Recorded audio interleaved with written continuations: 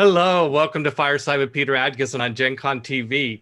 On this show, we go in search of the untold stories behind your favorite games, and we are still doing a very deep dive into Dungeons and Dragons.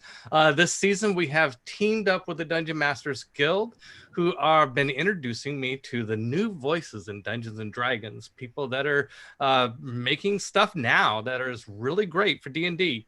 Our guest today is Rich Lescouflair. He has produced, he's at Alligator Alley Entertainment, and he's the lead designer for Esper Genesis. He's worked on The Expanse and a whole bunch of other titles. Rich, thank you for joining me. Awesome. Thank you for having me. Hello, everyone. Yeah. Hello, everyone. Hello, everyone.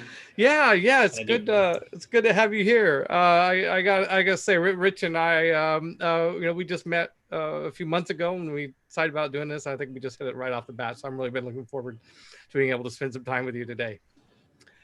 So I kind of like to go a little bit biographical, Rich. So tell us where were you raised? Where's your roots? Well, I am born and raised New Yorker. I grew up in Harlem. Moved around to different areas of New York. Grew up in Harlem first, and then Jamaica, Queens, and then out to Long Island, and then South Florida. That was kind of a big jump, but that was about 8-9 years ago. I'd moved down to Florida. That's where I am now. But you're in Florida now, but you were born and raised in Greater New York area. Yeah, I'm still a New Yorker. I've established that fact, and I think that's what I will always be. My wife and I disagree, but that's how it is. That's fair. So now, did you were you raised in a family that played a lot of games? Did you grow up playing games? I grew up playing a lot of games. My family actually honestly didn't. I was the weird kid, I guess, in my family, That was the weird kid. That's a common story here. Yeah, the one that was in his room, reading books and messing with dice and watching different shows and playing video games when the rest of my family are off doing different things. I grew up kind of used to being the odd one out. It was kind of a novelty, Right. Because the bonus is that you don't really have your family that's too much involved in what you're doing, right? But at the same time, you also don't have your family that's too much involved in what you're doing. Now, were you okay? So, how did you get introduced to Dungeons and Dragons? Then how did that happen? This is a story I've told a few times recently. I was in junior high. I think my first year in junior high, and I was standing in the lunch line. Don't worry, this is actually going somewhere. I always start here. And there was a guy in front of me, and the guy behind me reached over my shoulder and flicked that guy in front of me in the ear real hard.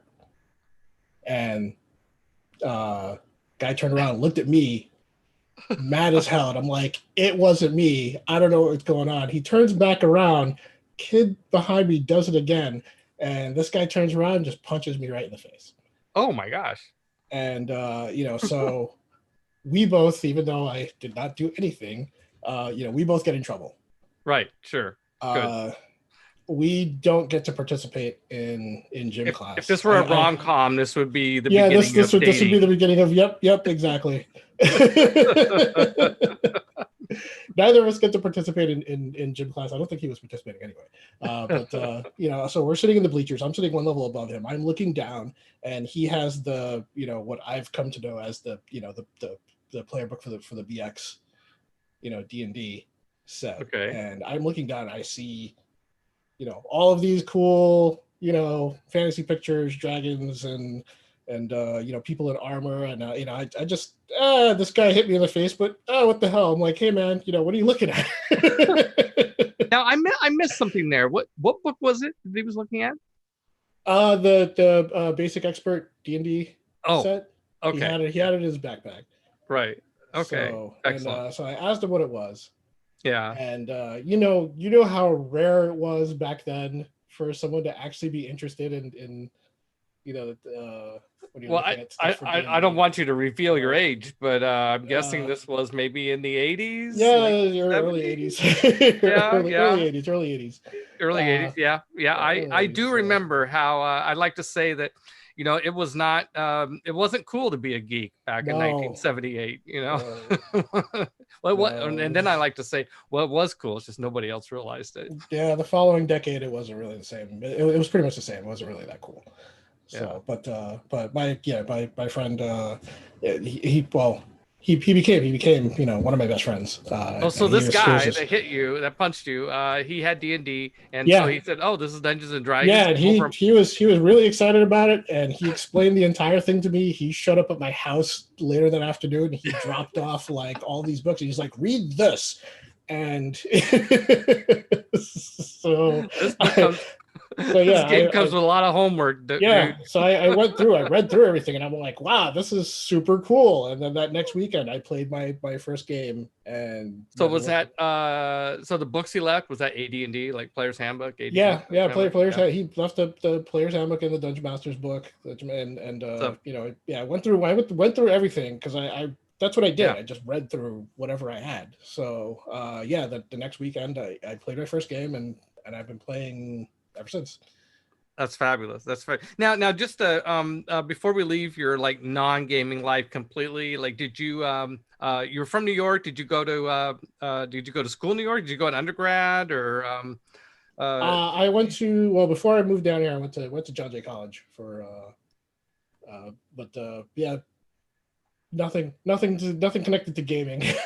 Oh, I'm just Or curious, if you, if yeah. Oh, well, all right, we'll stick with gaming. Okay, we'll stick with gaming. Yeah, that's fine. where are you going with I'm this, just Peter? trying to acknowledge the rest of your life. That you're not just a pair of dice to me. I appreciate that. I Yeah. really do. Thank you. No, Okay, so I was actually before I got into role playing, I was always reading and I was always writing stories. Writing stories was my favorite thing to do. So yeah, I used to write short stories about whatever was on my mind at the time, and oh I wow, used okay. to just write and write and write and try to take examples off of like stuff that I was reading, and I used to bring them over to my mom or my sister who were Right. thoroughly disinterested in anything that I was showing them, but I I needed to show somebody, here, read this, and they're like, yeah, sure, I'll look at it. And but yeah, stories was always my thing. I always loved telling stories. So when you got into Dungeons and Dragons and I know and other games, other role playing games, did this love of stories influence you quite a bit? I mean, were you one of or it's kind of like a role playing. There are people that play D&D and other role playing games. They see it as a board game almost. Like I Mhm. min max my character, and oh, you should never put your stats there if you're playing a monk, or whatever, right? Versus the player that wants to break into funny accents and role play the process of buying a beer at the bar. I mean, I've never role played a process of buying a book. Actually, I might have done that a couple times, but I bet I you mean, have. you Yeah. know, but never to excess. But yeah, I'm more of the funny accents kind of play. You can ask anyone that's actually played through any of my long running games. Everything's pretty much focused on more story than mechanic. You want to break out an accent for me? You want to break out a Uh, character? You want to, like, you have a favorite character no. with an accent? Pick a character. Tell me about yourself in the character's voice. I don't, because now I'm on the spot.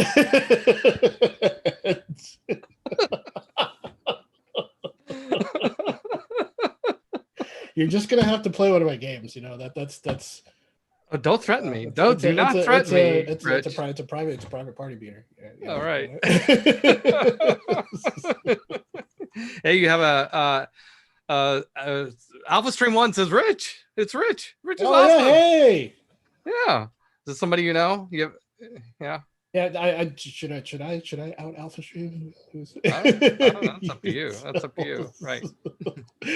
Okay. So now, I gotta say, okay, so a lot of the guests, so this season I've been having a lot of guests who are called the title of the season, if you will, a positioning statement, if you will, of the season has been new voices in Dungeons and Dragons. Yes. And but you're the first guest I've had on the show who's actually closer to my age, I think, than the age of, say, Marcus, who's our moderator. You were a fan of games. You played role-playing games for years before you got into it professionally, right? Yes. And you played all sorts of role-playing games, right? Like what is your street cred in role-playing? Like what sort, before we get to your publishing career, what are some of the great games you've played and why did you like them? Ooh. Okay, well, let's see. Right from D&D, I moved into first edition Shadowrun.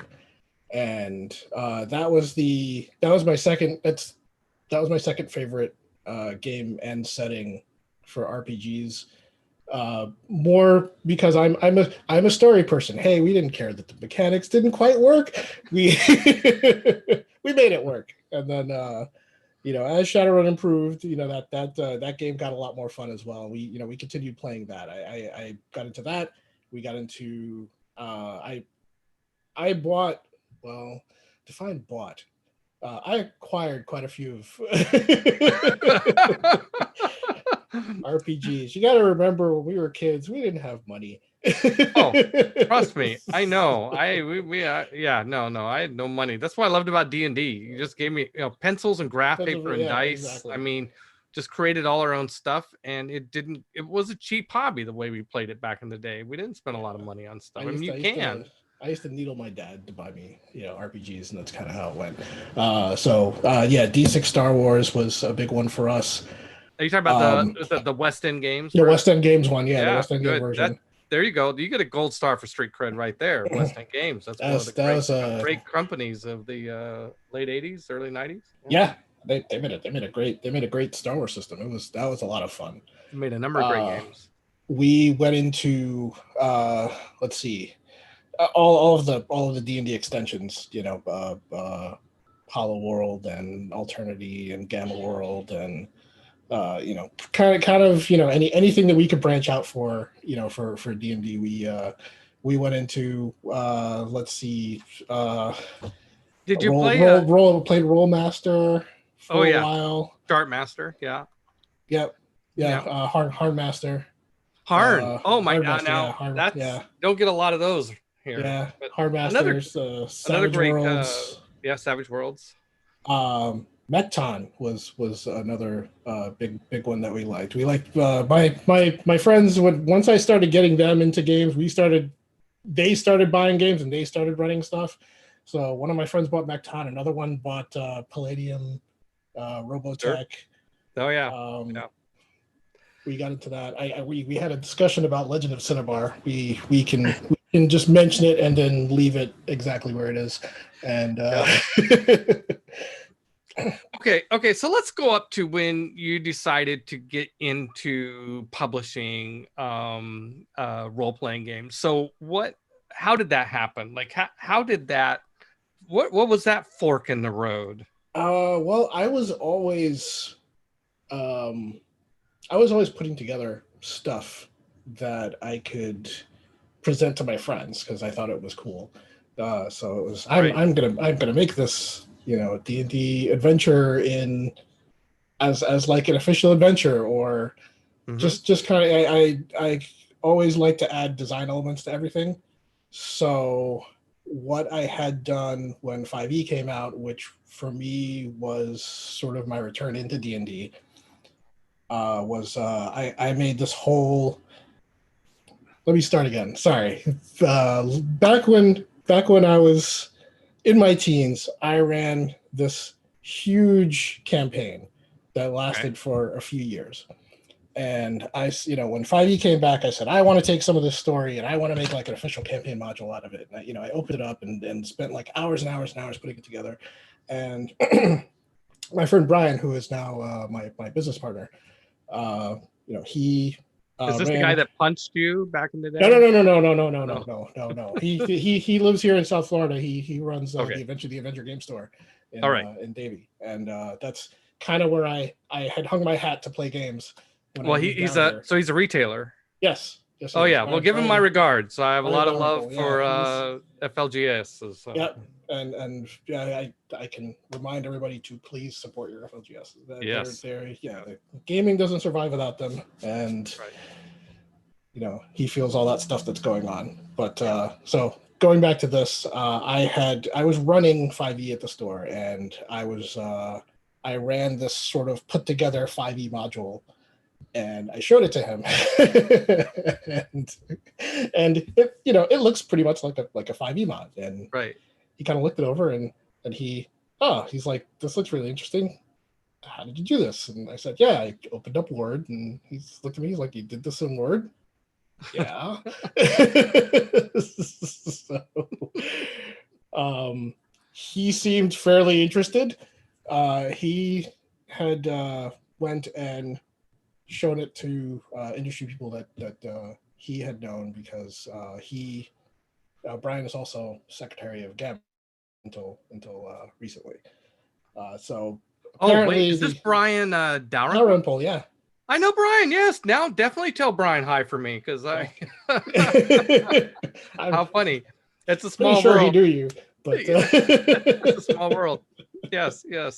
Oh no. Yes. Okay, so Brian, trying to keep this formal here. I know. So you did a 5e adventure or something like that, and you showed it to Brian, and Brian liked it, and he showed it to others, and I think this was more along the design end of it, he had convinced me that this is something that I could probably do professionally. Sure. Not quite the writing aspect, more so the layout and design. I believe I do a lot of layout for D&D Adventurers League and for D&D products. Brian kind of showed me everything that I know that I built off of. He showed me how to do. And so now every time that I write, I also kind of write while I'm already in the middle of putting together layout stuff. He brought me to my first Gamma years ago, and we went to a D&D panel where there were a lot of the D&D staff that were there. And at the end, I'm sitting next to Brian, and I'm like, I'm gonna go talk to them, because that's we were kind of discussing that, how I just kind of go in and do stuff. So at the end of the panel, when everybody left, I'm like, I'm gonna go talk to these D&D staff and see if they'll give me a job. So you went and asked them for a job. So yeah, I walked up there and perfect. I asked them. I said, hey, are you looking for anybody to do work? And I showed them the same thing that I showed Brian. Right. And I had met Mike Merles there, and he. Oh, it was Mike Merles. Yeah, oh my God, he went right to the top. He went right to the. He cut out all the middlemen. This is great, and asked me what I was interested in doing, and did I like to write, and it was a really cool conversation. And then it was great. A few months later, I got an email to work with Sean Merwin and Monica Valentinelli to do an Adventurers League adventure, which was in Volo's Wake, and that was that was my first big freelance writing job that I did. And after I did that, I really got into it, and I'm like, okay, well, I can do this. But your first time is always special. So this was a Volo's. I'm sorry, I went by a little fast. In Volo's Wake. It was in Volo's Wake was an Adventurers League follow-up to Volo's Guide to Monsters. Okay. Which had just come out. You said Volo's Wake. Did Volo die? And no. In Volo's Wake is the storyline is Volo visits the town of Phandalin, which was in the D&D the 5e starter set. Okay. And the concept is wherever Volo passes, stuff happens. So that's That's a that was great, by the way, that's a great idea for a random NPC. You know, this NPC comes to town and yeah, you catch him there, nothing much, but he leaves and everything just goes pear-shaped, right? he leaves. Yeah. Interesting stuff happens. So that was it was fun. It was and we had a the three of us worked really well together. So we put together a very cool series of adventures. I was really excited about it.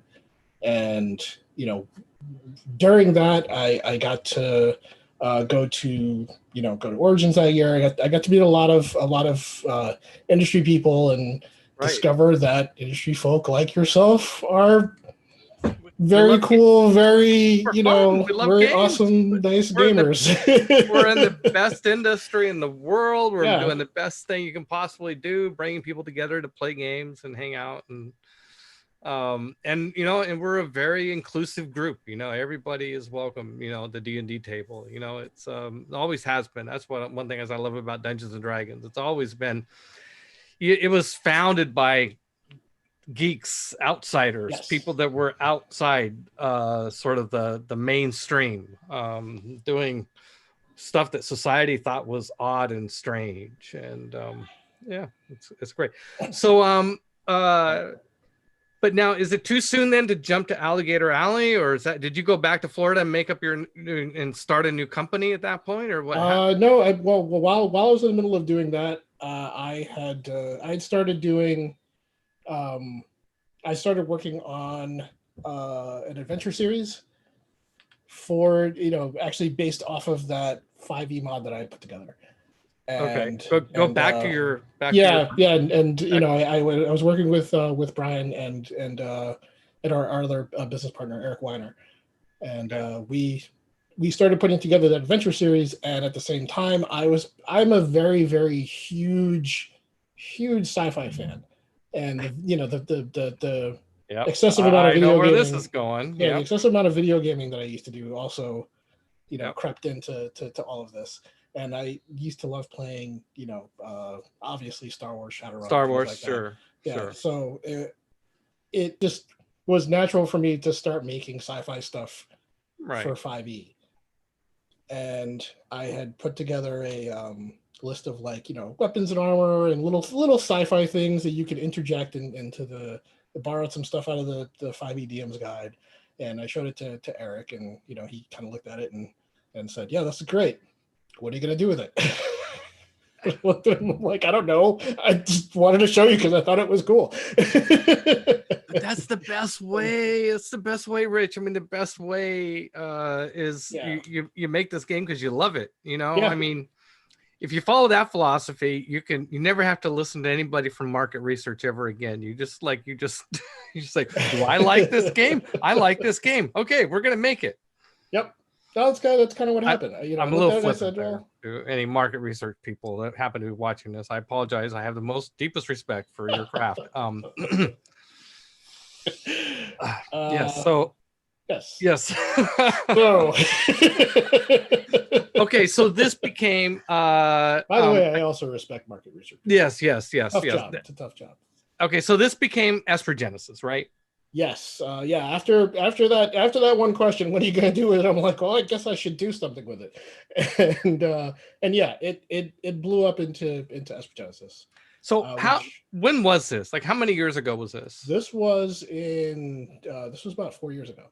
About 4 years ago. Mm-hmm. I think, I ask questions about timelines because for me, it's interesting. Like I don't think people realize how long it takes to, I think people can become discouraged too quickly, and it takes years to build something. It takes a long time. I mean, I'm not very familiar with Esper Genesis. I just did my research for this interview and went and looked at your website, looked at a few product catalog entries and stuff like that. And you've done a lot with it. I mean, there's a lot of content here, Rich, that you can be proud of what you've done in just 4 years. Thank you. I'm pretty impressed. Yeah. So let's let's take our audience into Esper Genesis. So this is obviously a science fiction RPG setting of some sort. Tell us more. It's a science fiction setting, and it's a rule system. It uses 5e as the base mechanic, and right. but we also, like, when I put together the game, I wanted it to feel like you're playing D&D mechanically, but you're not playing D&D. Okay. For everything that I put together, I also built story into it.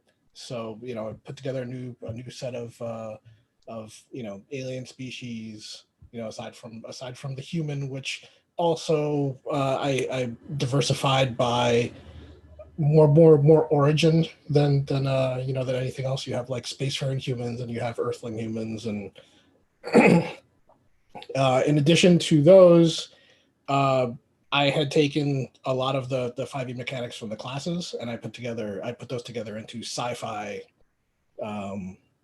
character classes. Each of them have their own sort of mythos behind it, where they come from, what they do.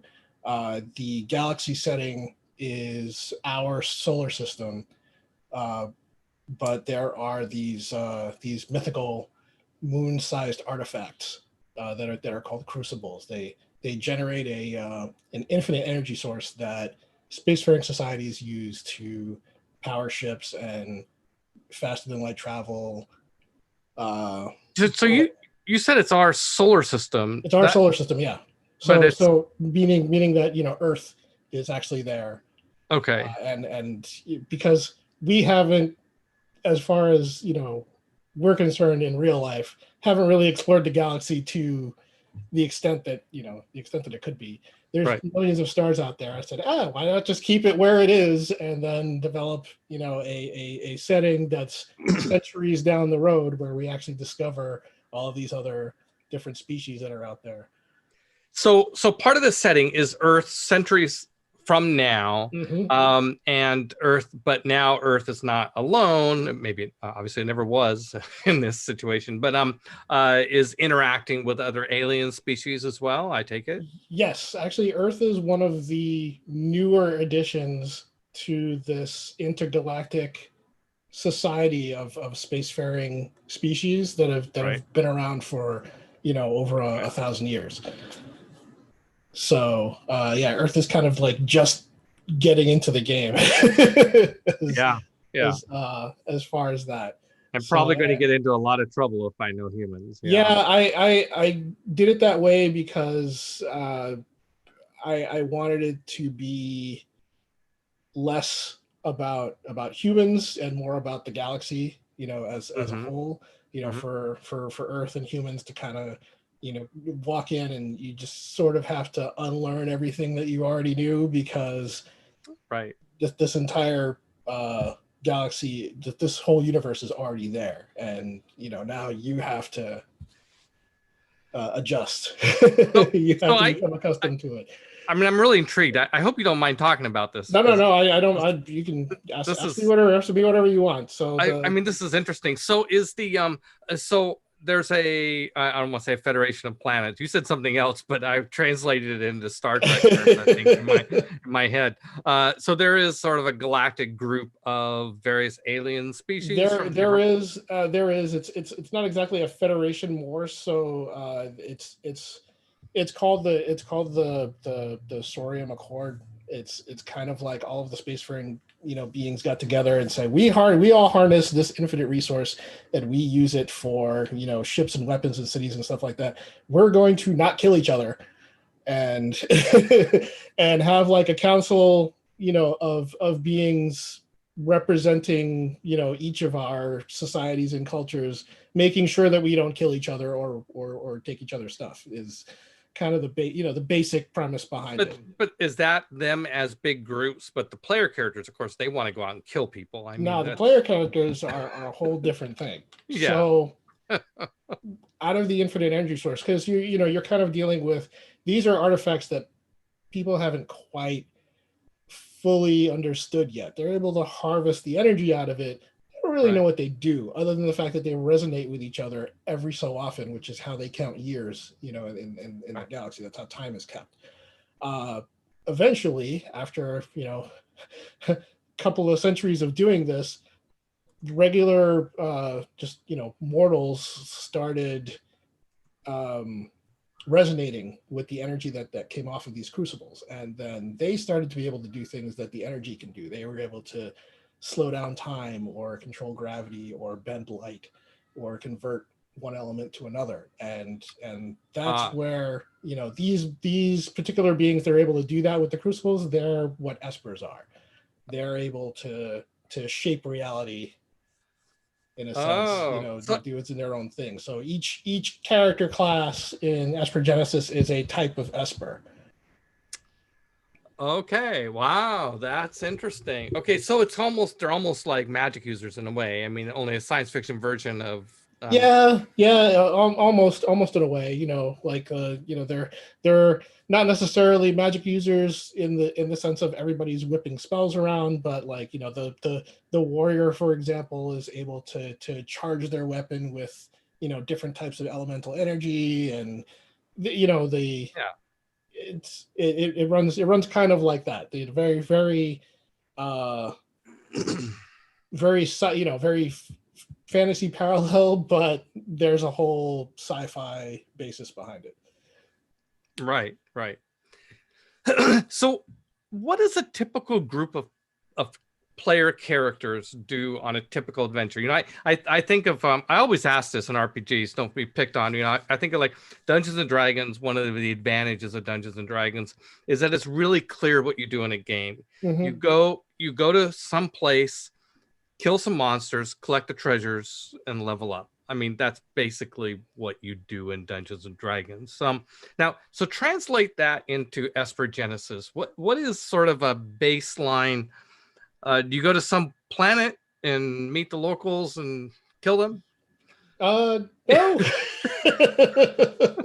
I guess you can. You know, no, I'm sorry. I'm being a little bit, you know, flippant there. Sorry. No, I know. I figured that. Yeah. So another thing that Espers have is actually I'll use an example as of the Sentinel, which is probably like the clearest example. A lot of them wear these harnesses they call rigs that are made from the material that comes out of the crucibles. Each person that attains Esper Genesis, which is, you know, becoming an Esper, also has this this unspoken purpose, almost like they just sort of know, like, you know, the characters that wear the rigs almost talk to them, kind of give them a purpose. So it's more, you know, when you have an Esper Genesis group, they're kind of like-minded people that work towards the same goal. It's not necessarily, you know, go to the dungeon and kill monsters, you know, more along the lines of, you know, what kind of, you know, are you that group that goes out and, you know, and hunts other, you know, supernatural beings that are threatening the galaxy, or, you know, are you the ones that are stomping out like invaders from trans-dimensional universes, or that sort of thing. So Garamond the Grouch, excuse me, sorry, Garamond the Grouch asks about multi-espers. I'm assuming that's code for something. Multi-espers? Is that like multi-classing, or? I think it's I guess it's multi-classing. Yes, that is possible. Well, and Alpha Stream 1 adds after this answer, Rich should talk about the space combat. Okay. I can do that. I knew you could. Yeah, one of my favorite things that I did with Esper Genesis was I created an integrated cooperative space combat system. Whoa. Cooperative space combat. So there are two different types of ships. or two different operation modes for ships. There's single person, which is your starfighter, X-wing, kind of thing, and then there are your multiplayer operation ships, which are your larger vessels that require either a co-pilot or a crew, or now with the new rules that we're coming out with, gigantic starships like your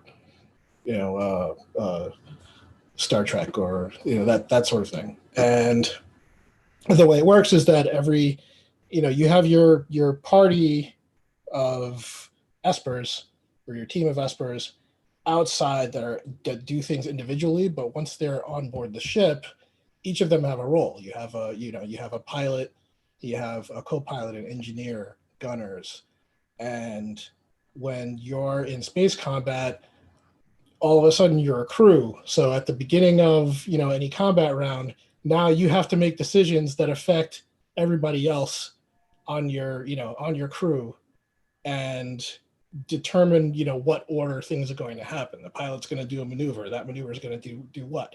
Do the engineers have to compensate? What's going to happen with the guns?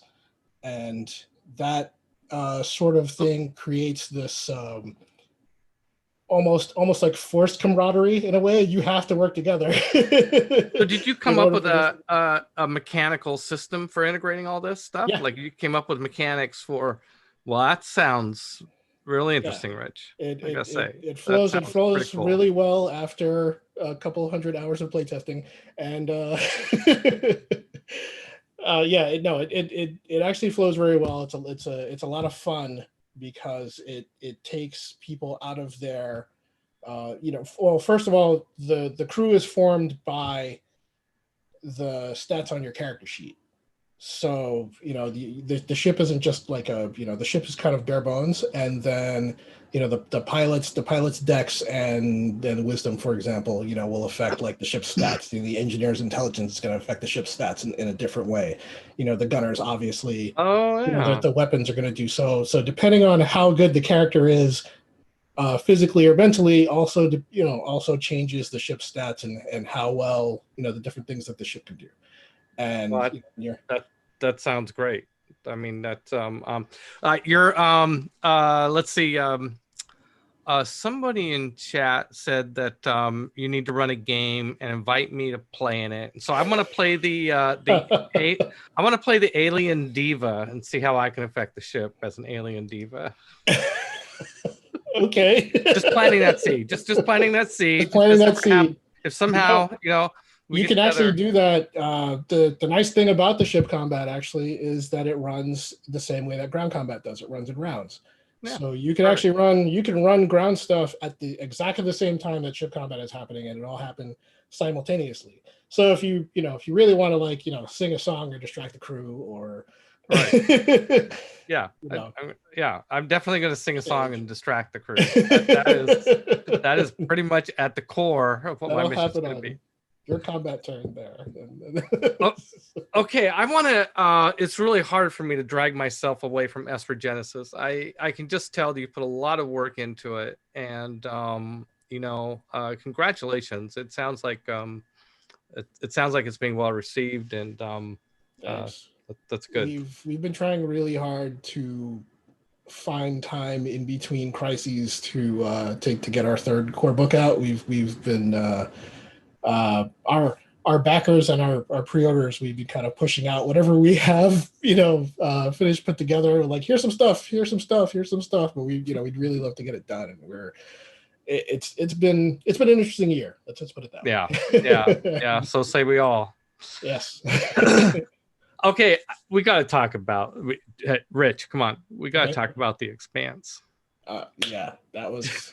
I mean, you have some credits. First of all, I'm good friends with Chris and Nicole and Green Ronin. They're based here in Seattle. We go way back. I love them, and I was so happy when they got the license to do the Expanse RPG because I knew they would put a lot of love into it. So how did you get roped in? And I just want to say, by the way, I would probably trade you Gen Con in exchange for the chance to work on working on the Expanse. I mean, that's love that series. Well, yeah, I was actually really, really happy to to get asked to work on it. I was like, yay, Expanse, that's freaking cool. No doubt. Because I love it. It is the best. It's the best science fiction series in television and maybe ever. I mean, it's really, really good. Yeah, it is great. The show is fantastic. The books are fantastic. I couldn't get enough of I'm still got everybody that I know into it. Got my wife into it, and she's big into it. And when I actually got I got the email asking if I wanted to jump in, I'm like, yes. So do you think it was because of your experience with Esper Genesis and therefore your experience in doing science fiction RPG? Honestly, I don't know.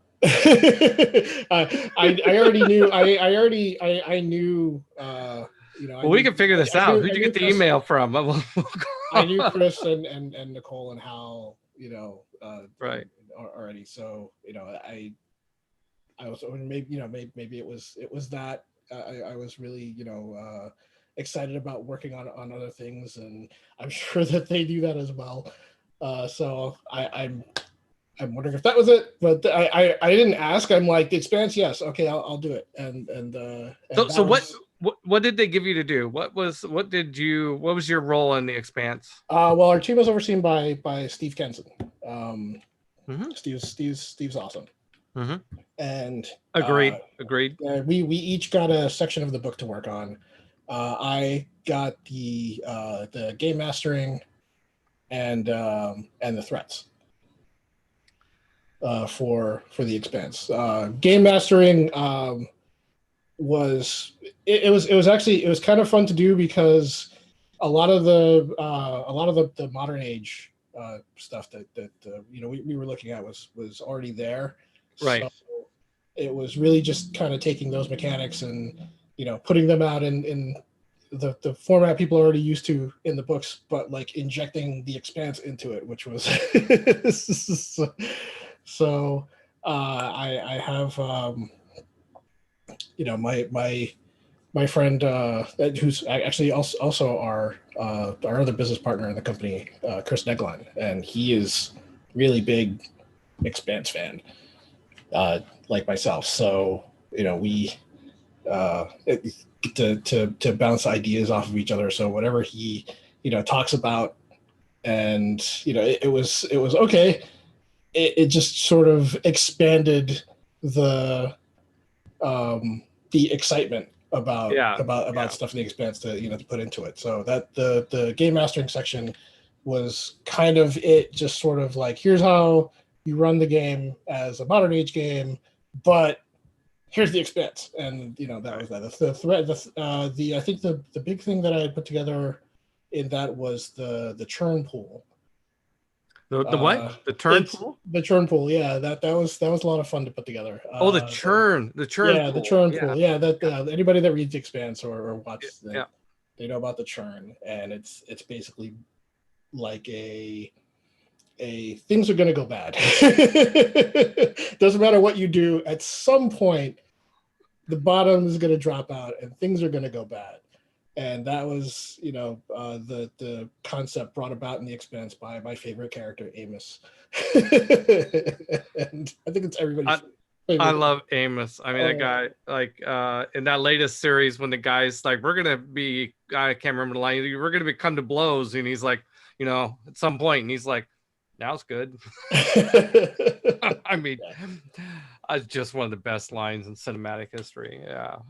That was probably the most fun part of the game mastering. The threats were,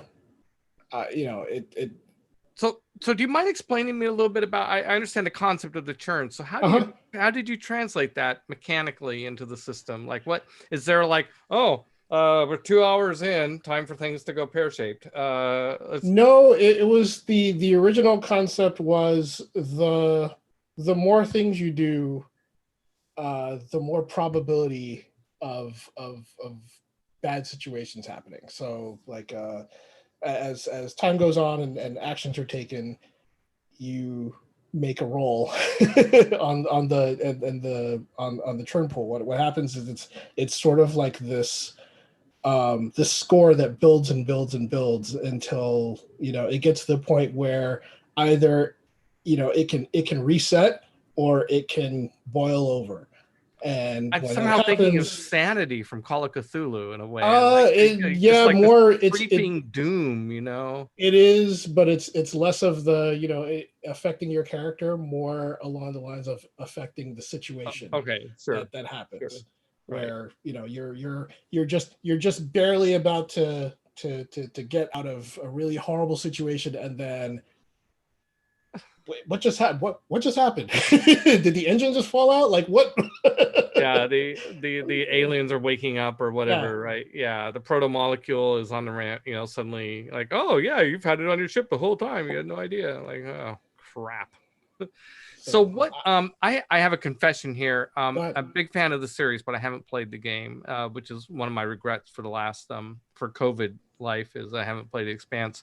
The game. So I have a couple questions that are just really basic. I'm sorry, everybody probably knows. Like, what are the player characters doing in?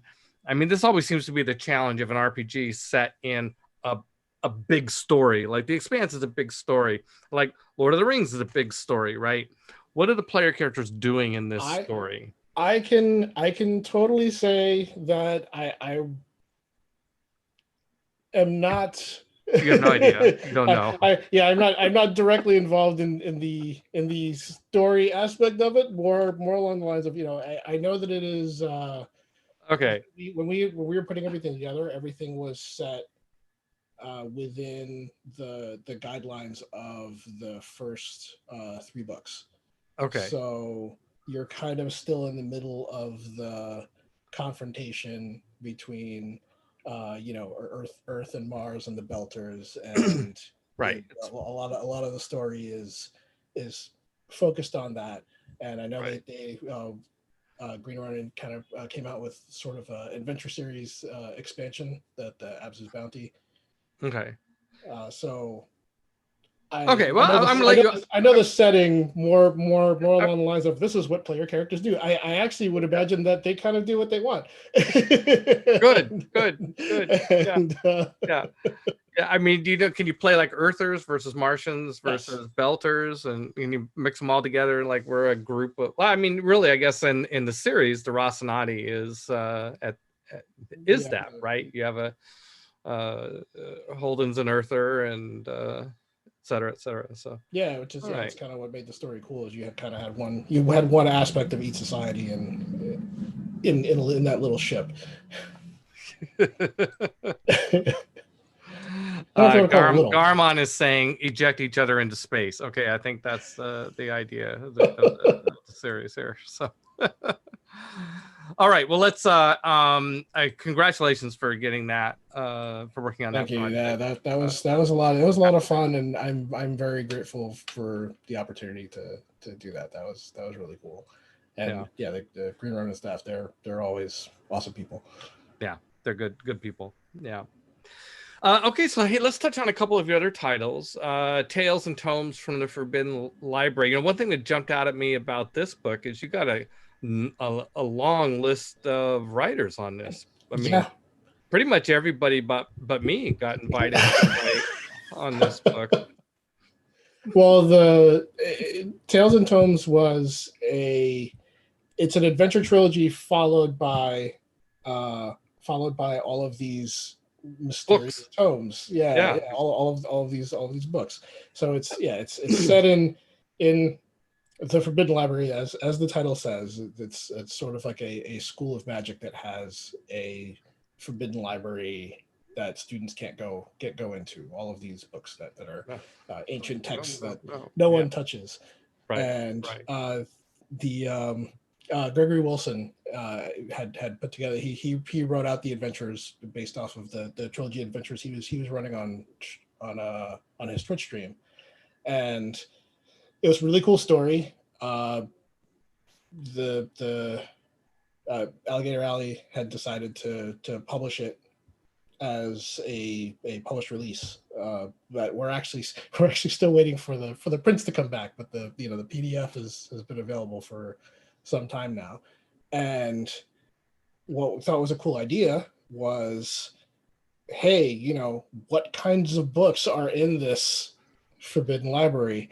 And so we reached out to everybody that we knew and said, hey, do you want to come up with some books that would fit in? And it was great because everybody just jumped in, and because we had so many different people collaborating, the different types of ideas, just the outpour of interesting things that we were looking at was great. It was a lot of fun. Yeah, you had a lot of, you've got Ed Greenwood, you got Ken Hite in there, you got Matt Forbeck, Ashley Warren. I mean, it's a lot of people writing books, about books in your book. Yep. Yeah. No, my eyes were I always buy at least one of the products that are my guests have gotten. And this was actually when I was looking through all the pages of all the products, this is the one I bought. Was like, this is interesting. I love the idea of magical books. We have I'm producing a series called Chaldea, and we have a storyline where there's two characters who each have a book, and when one of them writes in the book, it appears in the other one. So it's kind of like PMing, they can instant message each other by writing. Everything's written in one book, appears in the other. So they're writing back and forth. I love the idea of magic. I love the idea of magical books. And you're right. If I was publishing an adventure which had this library with a bunch of magical books, it would be pretty daunting to think of, like, because you'd want to have like 20 or 30 or 50 or something, and like, okay, I'd come up with 3 after that. Like, is that what you guys did? We were like, I think we can come up with 3 or 4, but like after that, I think it was really more of along the lines of we want to work with all of these wonderful, interesting writers that we admire, and see what they have to contribute, and rather than it was less of a not wanting to do the work and more of a this would be great. One of the books I really liked, I think it was Matt Forbeck wrote it, but it was a book described the book as really waterlogged with sand pouring out of it and sea kelp or something in it, and it had some spells in it or whatever, and at the end it was like, help, I'm trapped on a desert island out in the middle of the ocean, somebody come find me. I was like, I mean, that's just funny. I mean, you can't, the imagination, I mean, that's why I love role-playing games, the endless imagination, the endless things that we can come up with. And you're so right. Once we get a bunch of other people helping us on our projects, everybody can come up with one amazing idea for a magical book, right? Right. But if you want to come up with 30 ideas for great magical books, you need to get more than one author. I don't know. Yeah, than one author. And yeah, we were both lucky and thankful that we knew a lot of wonderful authors that we could ask. Hey, you want to help us do this? Right. We'll pay you. So what was your role on this project, Mindy? Did you write some of the books, or did you? Actually, I had done mostly taken the trilogy of adventures that we got from Gregory and sort of put it together in a 5e module format. Yeah, because I went right to talking about the books, but there's an adventure here, like a 3-part adventure that's at the beginning of it. To be honest, I kind of glossed past that and went to the no, that's okay. But, yeah, okay. No, both of those elements are great. So yeah, I did a lot of the coordination for the adventures and counterbalancing, putting together the stat blocks, and doing the maps. The maps. So wait, now you're an artist too, is that right? Yeah, I do. I do layout and graphic design, and I do a little bit of cartography on the side. But Oh, with Rich. with Oh, with Rich. I wish I'd have with found. program help. I wish I'd have known that in advance. We could have compared maps. I love making maps. That's the only thing artistic I do. Is Oh, that see, I make maps. I love maps. so when I make maps using software, I will admit to anyone that the last thing that I can do, the only thing that I cannot do is draw. I can't draw to save my life. So... I can't draw anything else, but I can draw maps. There's something weird. Like I can't draw a circle. No way I could draw a circle. No, but I can draw a tree on a map. Okay. Oddly, it works. No, you Okay. give me Photoshop, I'm there, but Awesome.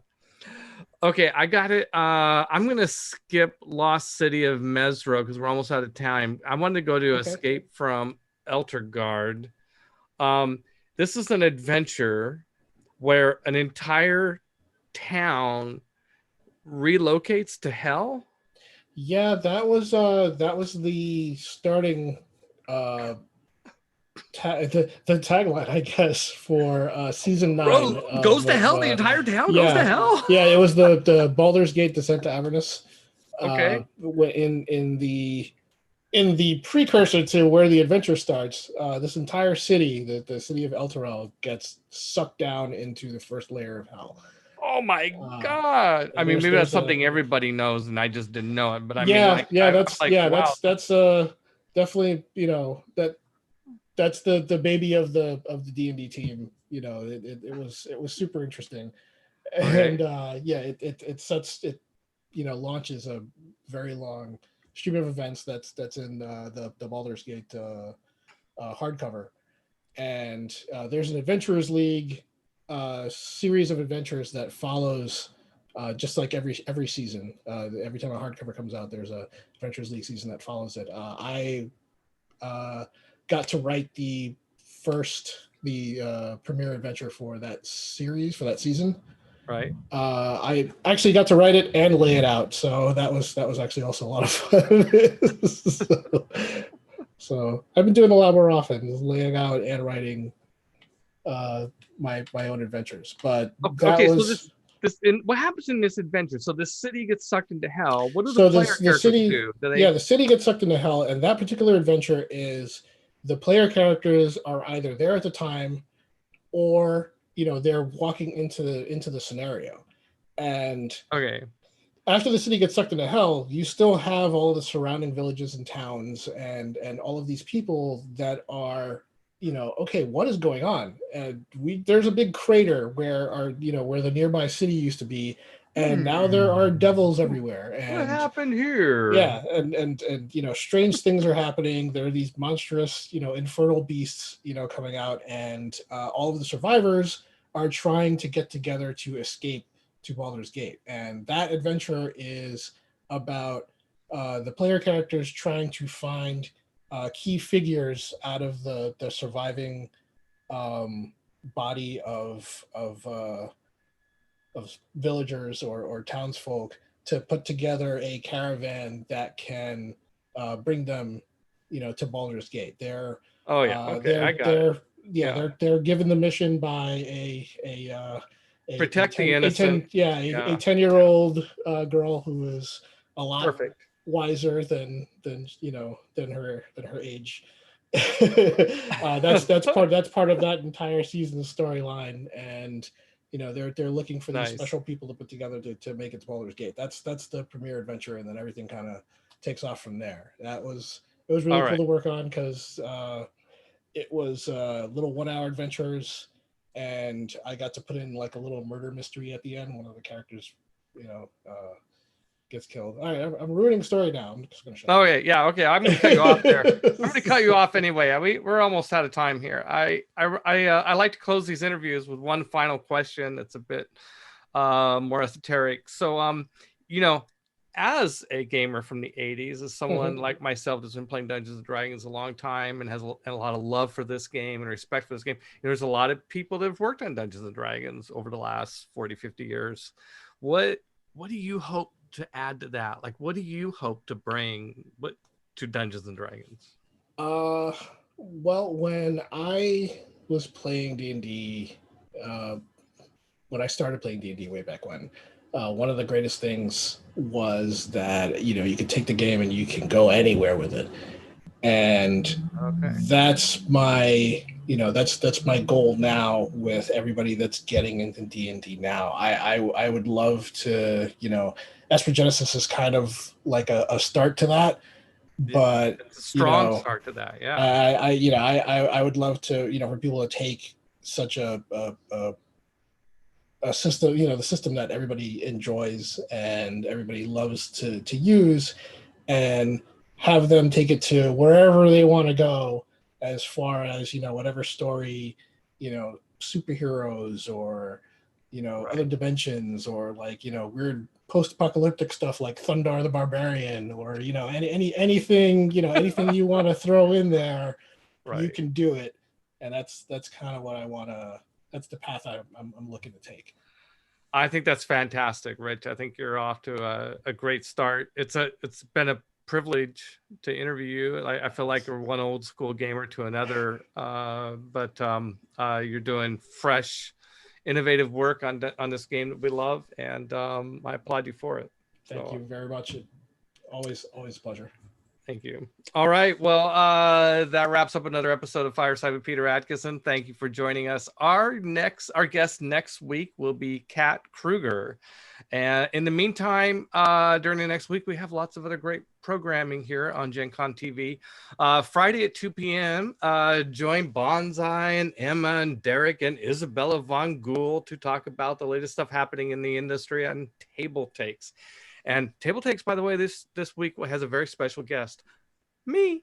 Yeah, I will be a guest on Table Takes on Friday, talking about Chaldea, which is my fantasy series that I've been working on for the last 6 years, and it's finally in the process of launching. So I hope you'll come and check that out.